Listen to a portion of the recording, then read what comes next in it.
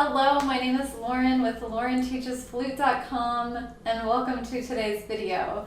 So in today's video I want to talk about how to not crack to the low notes when transitioning to the higher or middle higher registers on the flute. So this is something that has been a little bit of a theme in some of the lessons I'm teaching, and I find myself saying a lot of the same things and the same things coming up, so I'm assuming if it's similar solutions for many of my students, that I should probably just go ahead and make a video about it. So really quickly, before I get into the main part of this video, I want to mention that I have a September 2019 special. If you have an interest in trying some Skype lessons, and haven't tried them before, I'm doing a special. Up to 2 Skype lessons can be purchased for half price if purchased in the month of September. You don't have to use them in September, but just purchase them in September and you can use the Skype lessons that you purchased at a later date. So if you're interested in that, my website's below. And the next thing I want to talk about is the basic setup. I always talk about that, so instead of really going over that, I'm just going to link a video up here and in the description. You can check it out now or after watching this video, would be probably better.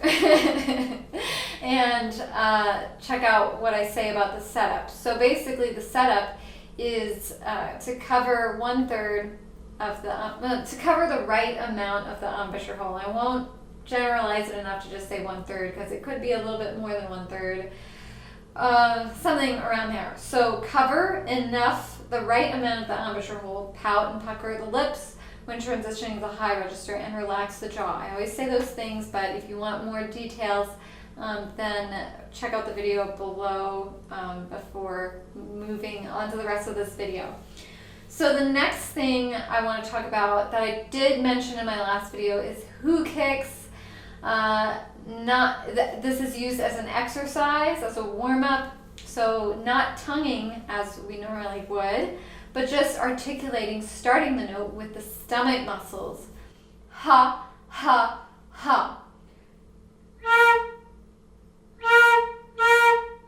So that is really going to be part of this video as well. Just being able to play from these stomach muscles, feeling them kick in.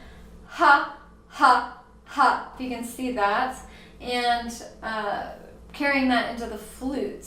To get your stomach involved, to get into using warm air, and feel what your stomach feels like. Feel your ab muscles engage when you do all of that. And carry that into the exercises I share today. So I want to talk about the B-flat scale. Basically, this is the exercise. Do the B-flat scale 1 octave. You can do it 2 octaves if you want, ascending. So from the low B-flat to the middle B-flat. So I'll do this really quickly.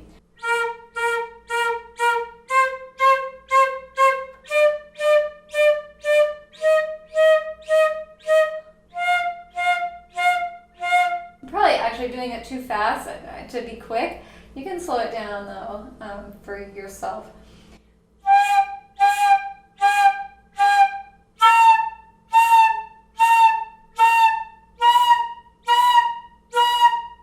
More like this tempo. Do these who kicks, and while you're doing this, you may notice that you crack to the low register or the high register. If you crack to the high register, that might be a sign to make more room in the mouth for a bigger sound. To open the back teeth a little bit, maybe open up and make a little bit of a taller aperture shape. It could be a sign that you may be covering too much of the embouchure hole if you're cracking to the high register. So play around with all those things. If you're cracking to the low register, then this video is kind of what this is about. It may be that you're not changing your air direction. This is the most important thing of the whole video. You may be keeping the air direction like as low as you have it on your low notes when you're doing this exercise. So as you do this exercise, fine tune your air direction. Just go up a little bit higher as you ascend and see if that helps. See if you're able to get a more stable, solid, secure sound when you do that, when you play around with the air direction. The other thing that might be happening when you're transitioning the high register on these who kicks is the aperture, the opening of the lips may be too wide, and you're keeping it very wide as you ascend to the high register. So instead of keeping it wide, bring it in and center the aperture a little bit more. Look in a mirror, see if it's really wide on your high notes, and see if you can center it more. And you can do this by bringing the lips forward, and that might also help. So air direction, aperture. And then, as always, are you over tensing? You may find that after covering the right amount of the embouchure hole with the bottom lip, and finding the correct angle of air and the aperture shape being fixed, that you don't need to tense as much as you may have before. I notice specifically that you have to tense a lot. A lot of people tense, they tense their muscles when they're not doing these things. So they try to get the high notes out by just using tension. So notice when you're making these changes and adjustments, how much tension you can release, how much more relaxed you can play when you actually change the air direction.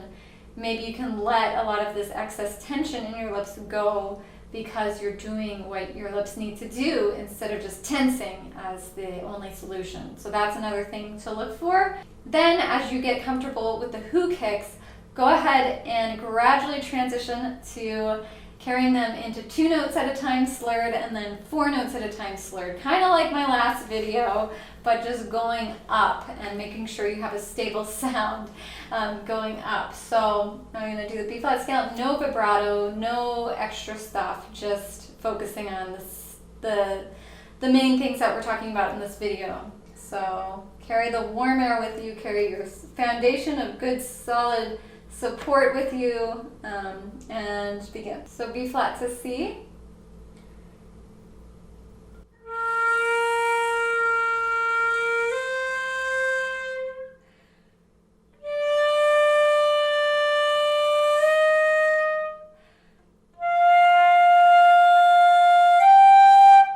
F is a really key note, I find, that you really have to fine tune. That one is probably the note that likes to crack the most in the B flat scale.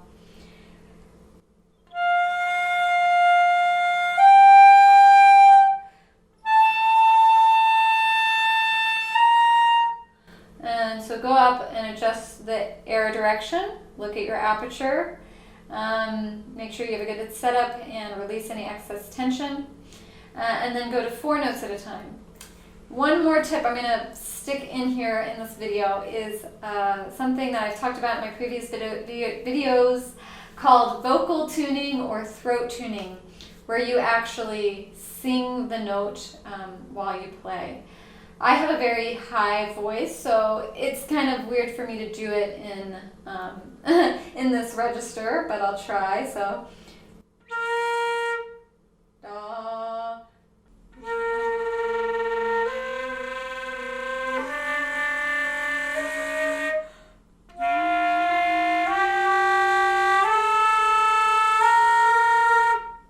Yeah, you hear what I'm doing. I'm matching my voice with the notes on the flute I'm playing. And my vocal cords need to be doing this when I'm transitioning from low to high. That's very important thing that sometimes I do it and I don't even remember that I'm doing it because I'm so used to doing it. I'm so used to moving my vocal cords along with the notes I'm playing on the flute. So then when I take out my voice, it's I still feel like my vocal cords are singing or in the position to sing that note when I play the flute.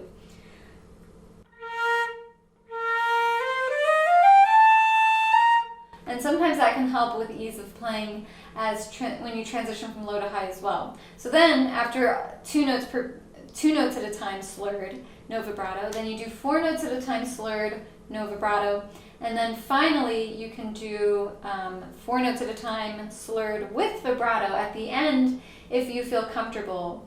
You can even do this with 2 notes at a time. You can add vibrato in. So when I do this 4 notes, just know that it may take more air because you're going to be making fine tuning and adjustments when you change from note to note. And so you may just need to remind yourself to take a really full, deep, low, healthy breath without tensing your shoulders, without doing anything weird. Just stay loose, expand your lungs, feel your lungs and your stomach expand, or your lower lungs and this area. Feel your stomach, even your back expanding.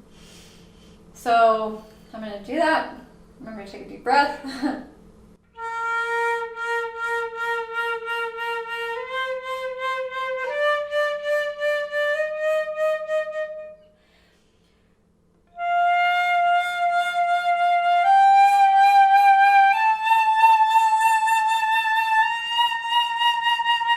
Kind of getting, experimenting with the vibrato there. You can do slow, you can do a little faster.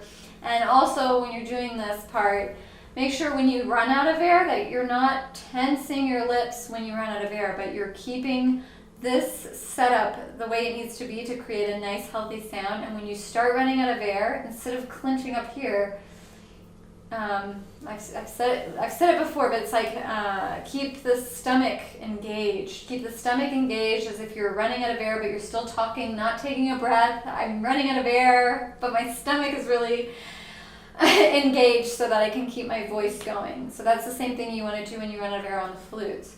So I think that's it. I hope the main points, takeaways were clear in this video. If you like this video, please give it a thumbs up and subscribe below for more tutorial videos like this one. Also, I would like to know, do you have any suggestions of tutorial videos you'd like to see me make? If so, I would love to hear about those, so comment below and let me know what you'd like to see.